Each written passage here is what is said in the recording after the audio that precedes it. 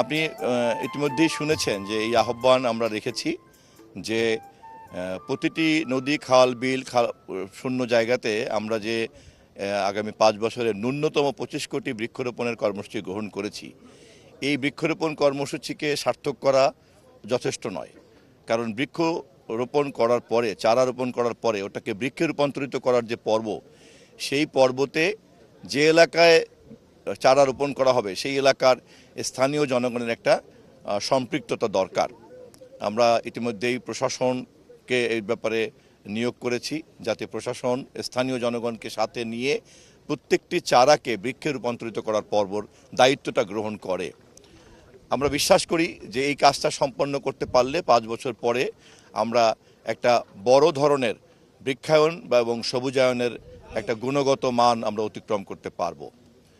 আপনারা সবাই জানেন যে জলবায়ু সমস্যা আজকে পৃথিবীর একটা অন্যতম সমস্যা, এবং আমাদের এই গ্রহ যদি বিপদগ্রস্ত হয় তাহলে আমাদের পালিয়ে যাওয়ার জন্য আর একটা গ্রহ নাই। ফলে এই গ্রহকেও আমাদের সকলকে ধরে রাখতে হবে।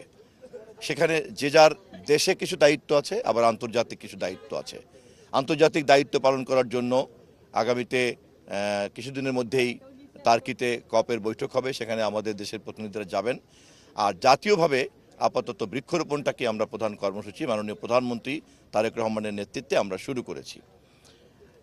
এই গাছগুলিকে যদি আমরা ঠিকমতো তৈরি করতে পারি, দাঁড় করতে পারি, এবং এর পাশাপাশি যদি নদীর ভাঙন ঠেকাতে পারি, তাহলে একটা বড় ধরনের কাজ আমরা সম্পন্ন করতে পারবো। সেই কারণেই খাল খনন, নদী ভাঙন ঠেকানো এবং বৃক্ষরোপণ কর্মসূচিকে আমরা যৌথভাবে আলোচনা করছি, ক্যাবিনেটেও আমরা আলোচনা করেছি, এবং এই সংশ্লিষ্ট মন্ত্রণালয়গুলিকে নিয়েও দফায় দফায় মাননীয় প্রধানমন্ত্রী বৈঠক করেছেন, এবং ভবিষ্যতেও এই কাজগুলি এগিয়ে চলবে।